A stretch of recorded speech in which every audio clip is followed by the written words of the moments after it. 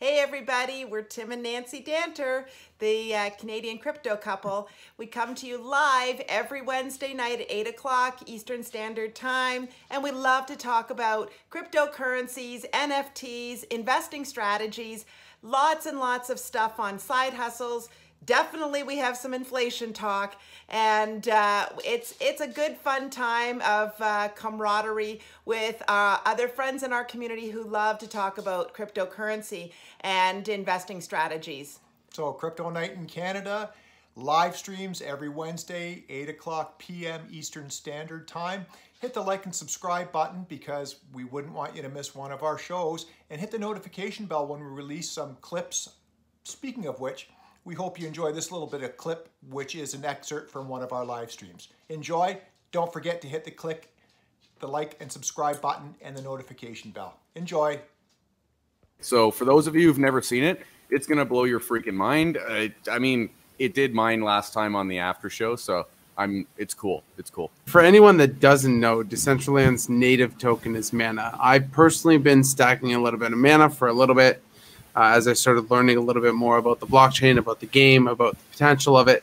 Now, I want to preface a couple of things. There's not a lot of users. Like, it's not a huge, mass amount of adoption, but there are some big players that own a lot of properties. So think of like virtual property.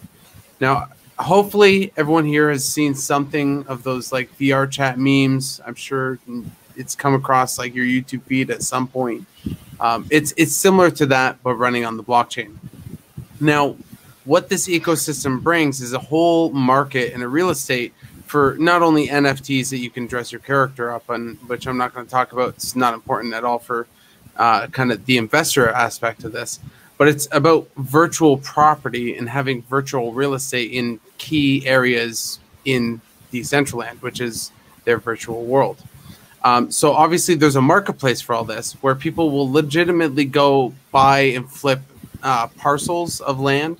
They can combine parcels and make them into like a bigger chunk and eventually make them into whole cities. Like you see these big blue parcels here. This is all owned by one entity, making it one big city, and they can develop whatever they want to put on there. There are casinos, like actual casinos that you could go to and gamble at, where they actually have hosts to greet you and deal the cards and everything else. I think Polygon-Matic is working on their blackjack system. But you'll notice that on this big map here, there are a couple of different colors. Now, each tile is a parcel. It's a plot of land. Each blue tile is a plot of land that's on sale, right? So you might be asking, how much is a piece of land? Well, if you look at the center of the map, we have our Genesis block, which is where someone would spawn. Then right by there, you have a couple of pieces of land. One piece of land right here is showing to be selling for 1 million mana. Which I'm not sure what the price of mana is right now, but I'd roughly guess that it's way more than the 71 cents it was a couple of days ago. So that's around $750,000, so somewhere give or take that number. Now, land can be more expensive or less expensive based on exactly what makes land more expensive or less expensive in the real world, which is location. So where that piece of land is. So for example, if you go maybe out into the boondocks, you have no real like road around or anything else. This one's 25,000 mana. Maybe down here is a little bit less. Let's move down our map. No, these are still pretty expensive, 36,000, but nowhere close to the million that we did see. You will find sometimes some cheaper prices somewhere in the like 6,000 mark. 6,000 mana. Like I think this one, all right, this one's 4,750 mana. But this is not in any area of a road or anything like that. So you wouldn't get any walk-in traffic. And you might be wondering, well, what do you mean walk-in traffic? We're just looking at a 2D map. We're not really looking at anything tangible here. Well, that's the thing, is this is a map to the actual virtual world, which we're going to take a look at. So the reason why this is so bullish is more the capability of what Decentraland can do.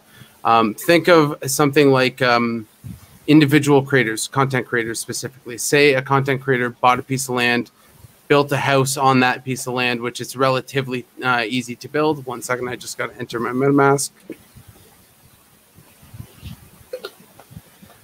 which is relatively easy to build. The hard part is actually just having the funds to go buy a piece of land. But say that creator builds a piece of land and runs house parties within that land and has their viewers all around the world kind of coming in.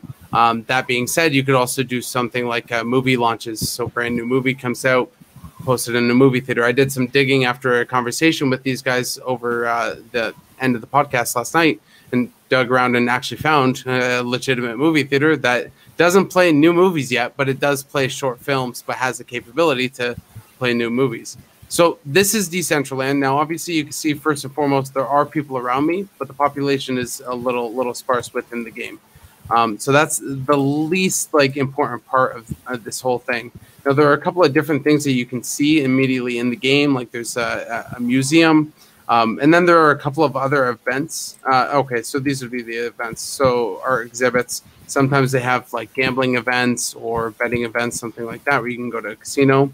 They just recently opened up a theme park type place. There's a plaza where you could do some shopping, and there's the Tomana casino. Sorry, I'm butchering that name, but there's a casino that I believe Polygon Matic is working towards. So we can go there. We can see that we have 17 people in the casino right now. And you can just jump into the casino. And again, everyone can see me. I also have the capability of donning a VR headset if I was one of those people. Also, right now, this is a browser plugin or a browser game, but eventually it's going to be built into a different game or be built into like a PC client. I'm sorry, I'm getting interrupted by a bunch of music because the club has some music, and I wasn't really expecting that. But this is, for example, one casino. They'd have events here. I could eventually go gamble to one of the tables. I'm not exactly sure. Yeah, I don't have any funds, so I'm not going to mess around. Is that going to be live? Like that would actually be live gambling? Yeah, oh yeah, this is completely live gambling. Yep, I believe this is all run by the I think it's the blackjack tables that are like on the Polygon system. I'm not quite sure, but I saw an article about that just a couple of days ago. So there's that. I'm gonna go ahead and get out of here because this music is getting a lot. Sorry about that. Okay, there we go. Well, now I can hear again. But you just think about the capability. Now, again, I was talking about location and real estate and why that's so important. If you actually go into the world, imagine if you're a big company like Coinbase, like Nike, for example, or Adidas or something. Especially in the new COVID world, people can shop virtually. Maybe not for clothes, maybe for other things, maybe order a new MacBook by going in and talking to a sales rep without walking into a store. I'm not saying that this is going to be right around the corner, but I'm giving ideas of what this could be later on down the road. So we're walking into more the player-owned area. So we see one guy. Everyone will love this. A nice little Habs logo. Tim, I'm sorry, buddy. I'm not a Leafs fan. I've had it with this. Well, I'm not necessarily a Leafs fan either, but okay, well, that's good. That's good. You're redeeming yourself. My eyes. So there's and this is just the power of what you can do. Now we can wait here just for a little bit. So the whole point of Decentraland, especially like there's the Coinbase Center. There's another a series of big businesses that have a building and property within Decentraland, and it's a way to have that virtual space. But you also think about the real estate, and the virtual real estate could actually appreciate over the course of maybe 10, 15 years. And maybe it's not going to take that long for you to get your ROI. Right now, people are literally flipping plots of land and making an income. So there's a lot to do in the ecosystem. I don't own property myself. I'm just buying mana, and eventually I will buy a piece of land. And I'll be sure to have some sort of Haws Hodls party. But this is why I've been so bullish on Decentraland and eventually NFT games like Decentraland. But yeah, I think that when we were looking at it last week, when we were off air, it wasn't cheap to get something that was. I mean, it's just like real estate where it's prime location, right? You know, and I mean, Haws had us into some places where it was like an art gallery, and there were live NFTs, pardon me, for sale, which is kind of cool.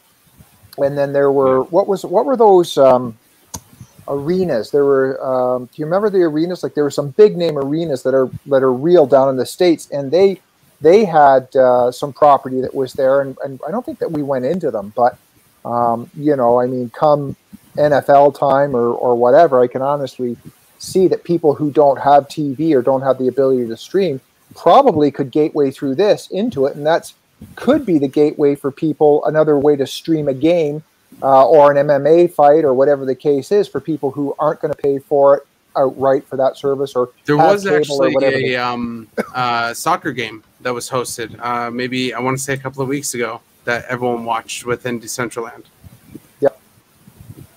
Yeah, it's absolutely crazy. I mean, it's as I was just sort of saying, I've been following it's some of the things that have been coming up over the past week for me is Axie Infinity and that NFTs, I guess on what is it, OpenSea? No, NFTs. Where was it?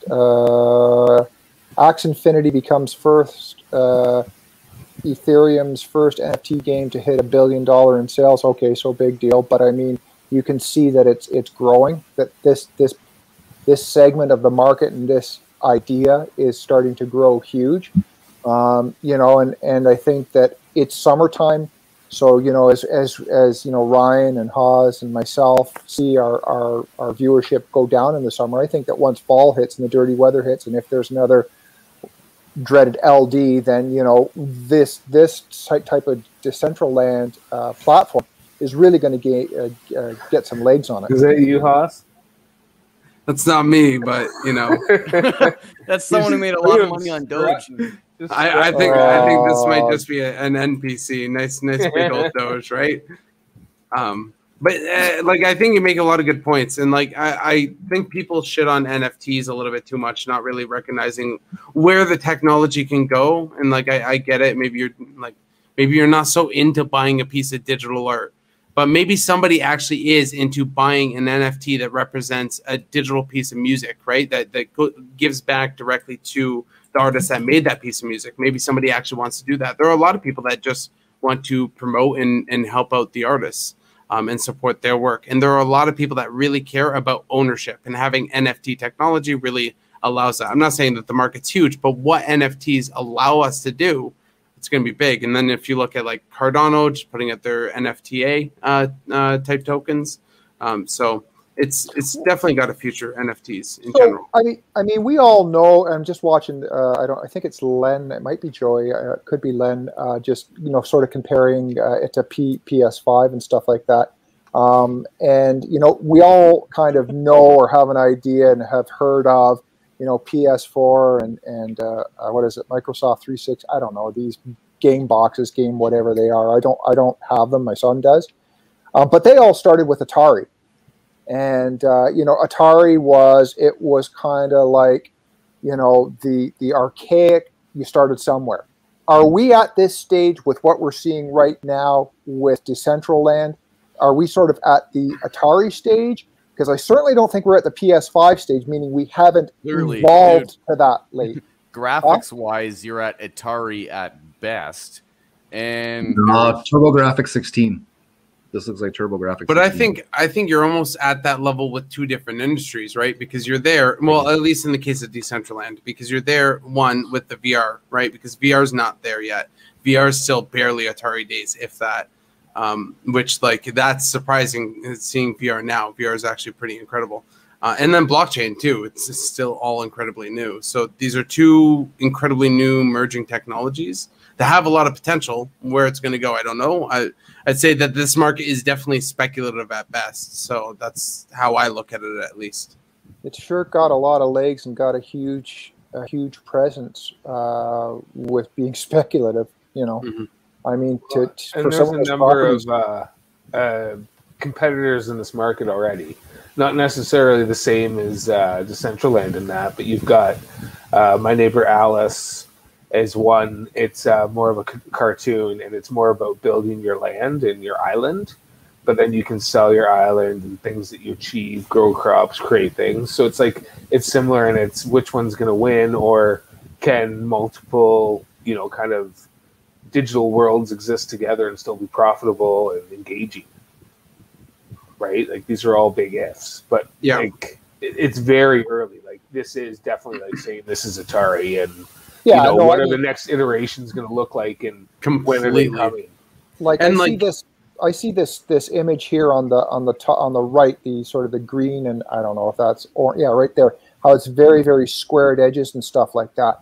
I come from the world of simulation and driver training, and that's where the simulator for driver training and some simulations started out as, with very, very square edges. And in a matter of years, it was fairly, had come, leaps, bounds, and galaxies with its presentation and with its visual presentation and stuff like that. So I mean, I think that one particular thing you're talking about was on purpose, just because you're looking at like the pillars, for instance, and they're rounded and they're shaped properly. Right. I think that's like pixelated art is popping up, like NFT, like that stupid picture of a rock. Like I'm sure everybody's seen it. That picture of a rock NFT that was sold for I don't even Ether know how rock, much money. yeah. The what? Sorry. Ether rock, isn't it? The Ether rock. Oh my like, god, I know. Come on. Yeah. But the graphics aren't that. I mean, it's just not to.